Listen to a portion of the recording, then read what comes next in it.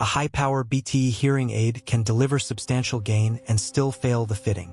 If output is uncomfortable, feedback limits usable amplification, speech cues remain inaccessible, or the user cannot maintain the device, the published power figure has little clinical value.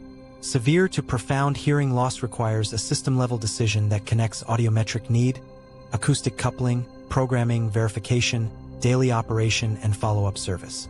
A practical clinic framework begins with 5 weighted checks: amplification adequacy at 30%, output safety at 25%, feedback management at 20%, fitting flexibility at 15%, and daily use practicality at 10%. These percentages are a local decision aid, not a universal clinical score. Clinics may adjust them for their patient population and service model, provided the reasoning is documented. The first question is whether the fitting can reach needed targets across relevant frequencies. The audiogram is essential, but it does not define the entire requirement. Speech goals, residual hearing, previous hearing aid experience, ear anatomy, dexterity, communication partners, and difficult listening environments all influence suitability.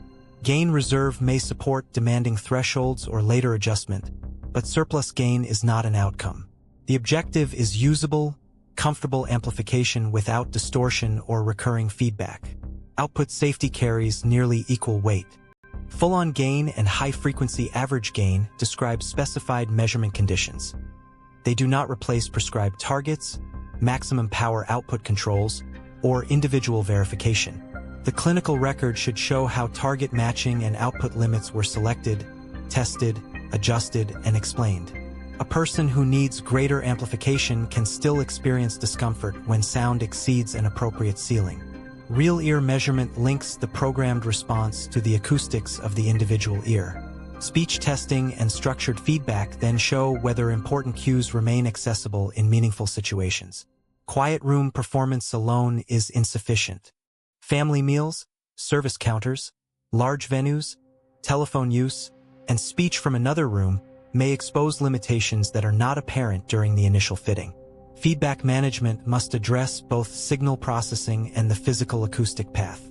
Adaptive cancellation may reduce risk, but it cannot correct an unsuitable ear mold, damaged tubing, poor insertion, inappropriate venting, wax, or unstable device placement. Recurrent feedback can restrict usable gain and cause the user to reduce volume. Any mold or tubing change should therefore trigger inspection and retesting.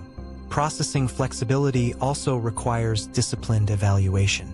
Multi-channel compression can support frequency-specific adjustment, but channel count alone does not guarantee clearer speech. The relevant question is whether programming improves speech access without unacceptable loudness or distortion. That judgment depends on verification, listening goals, coupling, patient response, and evidence gathered at follow-up. Programming capability is equally practical. Before adopting a model, the clinic should confirm access to compatible software, interfaces, training, version support, setting backups, and technical escalation. Strong hardware specifications cannot compensate for an unavailable fitting pathway. The workflow should define initial programming, verification, review timing, and procedures for feedback, sound quality concerns, or changing hearing. Daily operation completes the assessment.